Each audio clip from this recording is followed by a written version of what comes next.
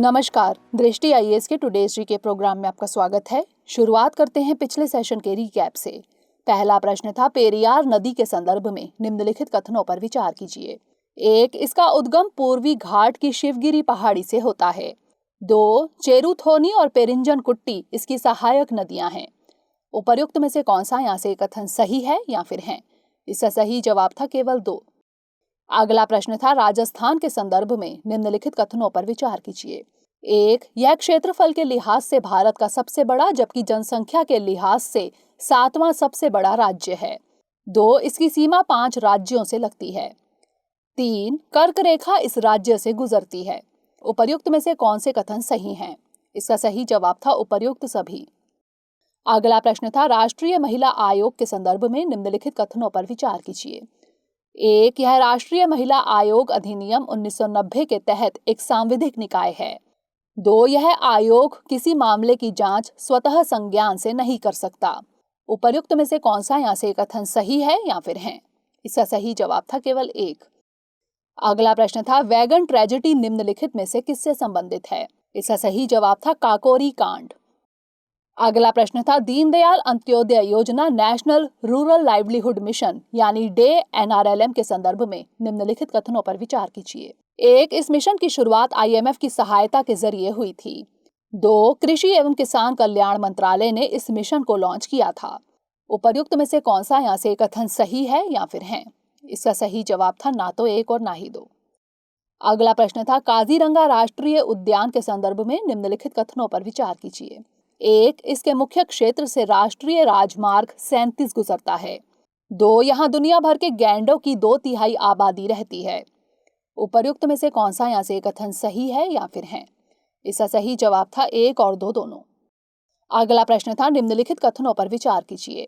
1. उन्होंने लंदन में Indian home rule society, India house और द इंडियन सोशियोलॉजिस्ट की स्थापना की। 2. वे बॉम्बे आर्य समाज के पहले अध्यक्ष बने। 3. उन्होंने भारत में कई राज्यों के दीवान के रूप में भी कार्य किया। उपरोक्त कथन निम्नलिखित में से किस व्यक्ति के बारे में सही हैं? इसका सही जवाब था श्यामजी कृष्ण वर्मा। अगला प्रश्न था, निम्नलिखित में से चंडीगढ़ के निर्माण के योजनाकार कौन थे? इसका सही जवाब था ले कार्बूसियर। अगला प्रश्न था, निम्नलिखित कथनों पर विचार कीजिए। 1. नीली हाइड्रोजन तब बनती है जब प्राकृतिक गैस हाइड्रोजन और CO2 में विभाजित हो जाती है, जिससे CO2 को अलग कर फिर उसे संग्रहित किया जाता है। 2. गुलाबी हाइड्रोजन इलेक्ट्रोलिसिस के माध्यम से बनाई जाती है, लेकिन इसके पावर के स्रोत के रूप में परमाणु ऊर्जा का उपयोग किया जाता है। उपरोक्त कथनों में से कौन सा यहाँ से कथन सही है या फिर है? इसका सही जवाब था 1 और 2 दोनों। अंतिम प्रश्न था, 38वां समानांतर विभाजन संबंधित है। इसका सही जवाब था उत्तर कोरिया और दक्षिण कोरिया से। शुरुआत करते हैं आज के सेशन की। सबसे पहले देखेंगे अभ्यास प्रश्न। निम्नलिखित कथनों पर विचार कीजिए। 1. गरुड़ शक्ति सैन्य अभ्यास भारतीय सेना और श्रीलंका सेना के बीच होता है। 2. भारत श्रीलंका मुक्त व्यापार समझौता पर 1998 में हस्ताक्षर हुए थे। उपर्युक्त में से कौन सा यहाँ से कथन सही है या फिर है? केवल 1, केवल 2, 1 और 2 दोनों, या फिर ना तो 1 और ना ही 2? इसका सही जवाब है ऑप्शन बी, केवल 2। श्रीलंका में चीन की कम होती मौजूदगी के बीच अब भारत वहां के जाफना में 3 हाइब्रिड पावर प्रोजेक्ट्स लगाने जा रहा है। भारत और श्रीलंका के बीच 1998 में मुक्त व्यापार समझौते पर दस्तखत हुए थे, जिससे दोनों देशों के बीच कई उत्पादों के सीधे व्यापार को काफी बढ़ावा मिला है। इसलिए दूसरा कथन सही है। दोनों देशों के बीच होने वाले सैन्य अभ्यास को मित्र शक्ति कहा जाता है, इसलिए पहला कथन गलत है। तो इस तरह इस प्रश्न का सही जवाब है ऑप्शन बी, केवल 2। हमारे वीडियो अंग्रेजी में देखने के लिए फॉलो करें हमारा ही दूसरा यूट्यूब चैनल दृष्टि IAS इंग्लिश। आज के सेशन का पहला प्रश्न है, इंडियन ओशियन नेवल सिंपोजियम यानी IONS के संदर्भ में निम्नलिखित कथनों पर विचार कीजिए। 1. यह एक द्विवार्षिक कार्यक्रम है जिसकी शुरुआत भारतीय सेना ने 2008 में की थी। 2. इसकी अध्यक्षता भारत ने सबसे ज्यादा बार की है। उपर्युक्त में से कौन सा यहाँ से कथन सही है या फिर है?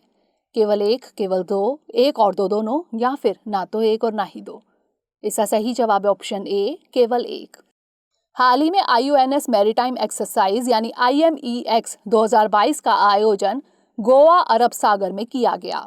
IUNS एक स्वैच्छिक पहल है जिसका उद्देश्य हिंद महासागर क्षेत्र के तटीय देशों के बीच सामुद्रिक तालमेल को मजबूत करना है। इस पहल में क्षेत्रीय सुरक्षा को बढ़ावा देने पर भी ध्यान दिया जाता है। यह एक द्विवार्षिक कार्यक्रम है जिसकी शुरुआत भारतीय सेना ने 2008 में की थी, इसलिए पहला कथन सही है। IUNS में 24 देश शामिल हैं जो हिंद महासागर क्षेत्र में हैं। इसमें 8 देशों को पर्यवेक्षक का दर्जा दिया गया है। मानवीय मदद और आपदा राहत जैसे कामों में भी IUNS की सक्रिय भूमिका है। IUNS की अध्यक्षता संभाल चुके हैं भारत 2008 से 2010 के बीच, UAE 2010 से 12 के बीच, दक्षिण अफ्रीका 2012 से 14 के बीच, ऑस्ट्रेलिया 2014 से 16 के बीच, बांग्लादेश 2016 से 18 के बीच, ईरान 2018 से 21 के बीच, इसलिए दूसरा कथन गलत है। फ्रांस ने जून 2021 में 2 साल के लिए अध्यक्षता संभाल ली है। तो इस तरह इस प्रश्न का सही जवाब है ऑप्शन ए, केवल 1। अगला प्रश्न है सरिस्का टाइगर रिजर्व के संदर्भ में निम्नलिखित कथनों पर विचार कीजिए। 1 है अरावली पहाड़ियों में अवस्थित है। 2 यह भारत का पहला टाइगर रिजर्व है जहां सफलतापूर्वक रॉयल बंगाल टाइगर को रीलोकेट किया गया है। उपर्युक्त में से कौन सा यहाँ से कथन सही है या फिर है? केवल 1, केवल 2, 1 और 2 दोनों, या फिर ना तो 1 और ना ही 2। इसका सही जवाब है ऑप्शन ए, केवल 1। हाल ही में सरिस्का टाइगर रिजर्व में बड़े स्तर पर आग लगने की घटना दर्ज की गई। यह टाइगर रिजर्व अरावली पहाड़ी रेंज में अवस्थित है, इसलिए पहला कथन सही है। यह भारत का पहला टाइगर रिजर्व है जहां सफलतापूर्वक रॉयल बंगाल टाइगर को रीलोकेट किया गया है, इसलिए दूसरा कथन गलत है। तो इस तरह इस प्रश्न का सही जवाब है ऑप्शन ए, केवल 1। अगला प्रश्न है iSTEM पोर्टल के संदर्भ में निम्नलिखित कथनों पर विचार कीजिए। 1 यह शोध एवं विकास से जुड़ी सुविधाओं को साझा करने के लिए एक राष्ट्रीय वेब पोर्टल है। 2 यह भारत सरकार के प्रधान वैज्ञानिक सलाहकार कार्यालय की एक पहल है। उपर्युक्त में से कौन सा यहाँ से कथन सही है या फिर है? केवल 1, केवल 2, 1 और 2 दोनों, या फिर ना तो 1 और ना ही 2। इसका सही जवाब है ऑप्शन सी, 1 और 2 दोनों, यानी दोनों कथन सही हैं। भारत में पहली बार होगा जब अकादमिक लोग मतलब सॉफ्टवेयर को एक्सेस कर सकेंगे। ऐसा iSTEM पोर्टल के जरिए संभव हो सकेगा। iSTEM पोर्टल शोध एवं विकास से जुड़ी सुविधाओं को साझा करने के लिए एक राष्ट्रीय वेब पोर्टल है, इसलिए पहला कथन सही है। यह पोर्टल शोधकर्ताओं को उपकरणों का इस्तेमाल करने के साथ ही पेटेंट्स, पब्लिकेशंस और टेक्नोलॉजी से जुड़े आउटकम्स साझा करने का मंच देता है। इसे 2020 में भारत सरकार के प्रधान वैज्ञानिक सलाहकार कार्यालय ने शुरू किया था, इसलिए दूसरा कथन भी सही है। यह कार्यालय PMSTIAC यानी prime minister science technology and innovation council के दायरे में आता है। तो इस तरह इस प्रश्न का सही जवाब है ऑप्शन सी, 1 और 2 दोनों। अगला प्रश्न है हीट वेव्स के संदर्भ में निम्नलिखित कथनों पर विचार कीजिए। 1 यह ऐसी स्थिति है जब वायु का तापमान इतना बढ़ जाता है कि वह इंसानों के लिए जानलेवा हो जाता है। 2 भारत में इसका प्रभाव मुख्य रूप से मार्च से जून के बीच होता है। उपर्युक्त में से कौन सा यहाँ से कथन सही है या फिर है? केवल 1, केवल 2, 1 और 2 दोनों, या फिर ना तो 1 और ना ही 2। इसका सही जवाब है ऑप्शन सी, 1 और 2 दोनों, यानी दोनों कथन सही हैं। IMD रिपोर्ट के मुताबिक आगामी 2 अप्रैल तक महाराष्ट्र के विदर्भ क्षेत्र में हीट वेव्स का असर होगा। हीट वेव्स ऐसी स्थिति है जब वायु तापमान इतना बढ़ जाता है कि इंसानों के लिए जानलेवा हो जाता है, इसलिए पहला कथन सही है। भारत में हीट वेव्स का प्रभाव मुख्य रूप से मार्च से जून के बीच होता है, इसलिए दूसरा कथन भी सही है। हीट वेव्स के दौरान तापमान असाधारण रूप से बढ़ जाता है। भारत के उत्तर पश्चिम और दक्षिण मध्य क्षेत्र में हीट वेव्स के दौरान सामान्य अधिकतम तापमान काफी ज्यादा बढ़ जाता है। तो इस तरह इस प्रश्न का सही जवाब है ऑप्शन सी, 1 और 2 दोनों। अगला प्रश्न है डारलोंग समुदाय आजकल चर्चा में है। इस समुदाय को हाल ही में किस जनजाति में उप जनजाति के तौर पर शामिल किया गया है? ब्रूस, कुकी, मुंडा या फिर संथाल? इसका सही जवाब है ऑप्शन बी, कुकी। हाल ही में लोकसभा में संविधान अनुसूचित जनजाति आदेश संशोधन विधेयक 2022 पारित किया गया। इसमें डारलोंग समुदाय को कुकी जनजाति में उप जनजाति के तौर पर शामिल करने का प्रावधान है। डारलोंग त्रिपुरा की जनजाति है। यहाँ डारलोंग समुदाय की आबादी करीब 11,000 है। कम जनसंख्या होने के बाद भी इस समुदाय के लोग काफी शिक्षित हैं और स्थानीय प्रशासन में वरिष्ठ पदों पर काम कर रहे हैं। तो इस तरह इस प्रश्न का सही जवाब है ऑप्शन बी, कुकी। अगला प्रश्न है, अनुच्छेद 244(1) संविधान की किस अनुसूची से संबंधित है? तीसरी अनुसूची, पांचवी अनुसूची, छठी अनुसूची या फिर 10वीं अनुसूची? इसका सही जवाब है ऑप्शन बी, पांचवी अनुसूची। छत्तीसगढ़ सरकार ने हाल ही में सुकमा जिले में रामायण पर प्रतिस्पर्धा को कुछ दिनों के लिए टाल दिया है। दरअसल सर्व आदिवासी समाज ने इस इवेंट को उनके अधिकारों के खिलाफ बताते हुए प्रदर्शन किया था। विरोधकर्ता इसे पांचवी अनुसूची के तहत आने वाली जनजातीय प्रथाओं के खिलाफ बता रहे हैं। पांचवी अनुसूची का संबंध 244(1) से है। अनुच्छेद 244(1) के मुताबिक पांचवी अनुसूची के प्रावधान असम, मेघालय, त्रिपुरा और मिजोरम को छोड़ किसी भी राज्य के अनुसूचित क्षेत्र और अनुसूचित जनजातियों के प्रशासन और नियंत्रण पर लागू होंगे। तो इस तरह इस प्रश्न का सही जवाब है ऑप्शन बी, पांचवी अनुसूची। अगला प्रश्न है, निम्नलिखित कथनों पर विचार कीजिए। 1. कोई भी राजनीतिक दल चुनावी बॉन्ड का लाभ उठा सकता है। 2. चुनावी बॉन्ड जारी होने की तारीख से 15 दिनों के लिए वैध होंगे। उपरोक्त कथनों में से कौन सा यहाँ से कथन सही नहीं है या फिर है? केवल 1, केवल 2, 1 और 2 दोनों या फिर ना तो 1 और ना ही 2? इसका सही जवाब है ऑप्शन ए, केवल 1, यानी दूसरा कथन सही है। सरकार ने चुनावी बॉन्ड की 20वीं किश्त जारी करने को मंजूरी दे दी है, जो आगामी 1 से 10 अप्रैल तक बिक्री के लिए खुलेगी। भारत का नागरिक या भारत में निगमित निकाय चुनावी बॉन्ड खरीदने के लिए पात्र होगा। चुनावी बॉन्ड राजनीतिक दलों को दान देने के लिए एक वित्तीय साधन है। ये बॉन्ड बिना किसी अधिकतम सीमा के 1,000, 10,000, 1 लाख, 10 लाख और 1 करोड़ रुपए के गुणकों में जारी किए जाते हैं। भारतीय स्टेट बैंक इन बॉन्डों को जारी करने और भुनाने यानी एनकैश के लिए अधिकृत बैंक है। यह बॉन्ड एक पंजीकृत राजनीतिक पार्टी के निर्दिष्ट खाते में प्रतिदेय होता है। केवल वे राजनीतिक दल जो लोक प्रतिनिधित्व अधिनियम 1951 की धारा 29A के तहत पंजीकृत हैं और जिन्हें लोकसभा या विधानसभा के पिछले आम चुनाव में कम से कम 1% मत प्राप्त हुए हैं, चुनावी बॉन्ड प्राप्त करने के लिए पात्र होंगे। अतः कथन 1 सही नहीं है। चुनावी बॉन्ड जारी होने की तारीख से 15 दिनों के लिए वैध होंगे, इसलिए दूसरा कथन सही है।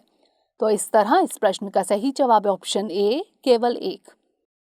अगला प्रश्न है, दूसरे मैसूर युद्ध के दौरान टीपू सुल्तान ने कर्नल जॉन ब्रैथवेट को निम्नलिखित में से किस नदी के तट पर हराया था? कोलिडम नदी, पेरियार नदी, कृष्णा नदी या फिर वैगई नदी? इसका सही जवाब है ऑप्शन ए, कोलिडम नदी। 1780 में ईस्ट इंडिया कंपनी पर मैसूर की ऐतिहासिक जीत पर बनी एक पेंटिंग हाल ही में लंदन में 630,000 पाउंड में नीलाम की गई। द्वितीय आंग्ल मैसूर युद्ध के हिस्से के रूप में 10 सितंबर 1780 को पोलीलूर की लड़ाई हुई। लड़ाई के लिए एक विजुअल रिकॉर्ड के रूप में और अपनी जीत का जश्न मनाने के लिए टीपू सुल्तान ने 1784 में पोलीलूर की लड़ाई की एक पेंटिंग बनवाई थी। इसे सेरिंगपट्टम में दरिया दौलत बाग के लिए एक बड़े भित्ति चित्र के हिस्से के रूप में बनवाया गया था। दूसरे मैसूर युद्ध के दौरान टीपू सुल्तान ने कर्नल जॉन ब्रैथवेट को हराया था। यह युद्ध फरवरी 1782 को कोलिडम यानी कोलरून नदी के तट पर हुआ था, इसलिए विकल्प ए सही है। तो इस तरह इस प्रश्न का सही जवाब ऑप्शन ए, कोलिडम नदी। अगला प्रश्न है, बामियान बुद्ध के संबंध में निम्नलिखित कथनों पर विचार कीजिए। 1. बामियान का उल्लेख पहली बार 5वीं शताब्दी में श्रीलंकाई स्रोतों में मिला था। 2. इस क्षेत्र और पुरातात्विक अवशेषों को 2003 में यूनेस्को के विश्व धरोहर स्थल के रूप में नामित किया गया था। उपरोक्त कथनों में से कौन सा यहाँ से कथन सही है या फिर है? केवल 1, केवल 2, 1 और 2 दोनों या फिर ना तो 1 और ना ही 2? इसका सही जवाब ऑप्शन बी, केवल 2। अफगानिस्तान में तालिबान ने कहा है कि वह मेज अयनक में प्राचीन बामियान बुद्ध की मूर्तियों की रक्षा करेगा। बामियान का पहला उल्लेख 5वीं शताब्दी यानी CE में चीनी स्रोतों में मिलता है। बुद्ध की 2 विशाल आकृतियां वहां 4वीं और 5वीं शताब्दी में बनाई गई थी, जिसमें सबसे बड़ी 175 फीट ऊंची और छोटी 120 फीट ऊंची थी। आपको बता दें कि वर्ष 2001 की शुरुआत में देश के तत्कालीन सत्ताधारी तालिबान ने मूर्तियों को नष्ट कर दिया था। इस क्षेत्र और पुरातात्विक अवशेषों को 2003 में यूनेस्को की विश्व धरोहर स्थल के रूप में नामित किया गया था, इसलिए कथन 2 सही है। तो इस तरह इस प्रश्न का सही जवाब ऑप्शन बी, केवल 2। अंतिम प्रश्न है, वर्ष 2021 में भारत चीन द्विपक्षीय व्यापार के संबंध में निम्नलिखित कथनों पर विचार कीजिए। 1. भारत ने चीन को मुख्य रूप से लौह अयस्क, हीरा, एल्यूमीनियम और रिफाइंड कॉपर कैथोड का निर्यात किया। 2. चीन से भारत को होने वाले आयात में बढ़ोतरी देखी गई। उपरोक्त कथनों में से कौन सा यहाँ से कथन सही है या फिर है? केवल 1, केवल 2, दोनों 1 और 2, या फिर ना तो 1 और ना ही 2? इसका सही जवाब ऑप्शन सी, दोनों 1 और 2, यानी दोनों कथन सही हैं। वर्ष 2021 में भारत चीन द्विपक्षीय व्यापार 43.31% बढ़कर 125.62 अरब अमेरिकी डॉलर पहुंच गया है। भारत से चीन को होने वाला निर्यात 34.28% बढ़कर 28.02 अरब अमेरिकी डॉलर तक पहुंच गया। वहीं चीन से भारत को होने वाले आयात में भी इजाफा देखा गया है। यह आयात 46.14% बढ़कर 97.59 अमेरिकी डॉलर हो गया, इसलिए दूसरा कथन सही है। रिपोर्ट में बताया गया है कि वर्ष 2021 में भारत चीन का 14वां सबसे बड़ा व्यापार भागीदार था। इसके अलावा यह चीनी उत्पादों के लिए 8वां सबसे बड़ा निर्यात गंतव्य और चीन का 24वां सबसे बड़ा निर्यातक था। 2021 में भारत ने चीन को मुख्य रूप से लौह अयस्क, हीरा, एल्यूमीनियम और रिफाइंड कॉपर कैथोड का निर्यात किया, अतः कथन 1 भी सही है। तो इस तरह इस प्रश्न का सही जवाब है ऑप्शन सी, दोनों 1 और 2। अब नोट कर लेते हैं आज का अभ्यास प्रश्न। मतुआ समुदाय के संबंध में निम्नलिखित कथनों पर विचार कीजिए। 1. यह निचली जाति का एक हिंदू समुदाय है। 2. यह बहुत पहले पाकिस्तान से प्रवासित होकर भारत के पश्चिम बंगाल में बसे। उपरोक्त में से कौन सा यहाँ से कथन सही है या फिर है? केवल 1, केवल 2, 1 और 2 दोनों, या फिर ना तो 1 और ना ही 2? इसका उत्तर हमें कमेंट सेक्शन में जरूर भेजिएगा। अगले सेशन में नए प्रश्नों के साथ मिलेंगे। तब तक के लिए पढ़ते रहिए एंड स्टे मोटिवेटेड।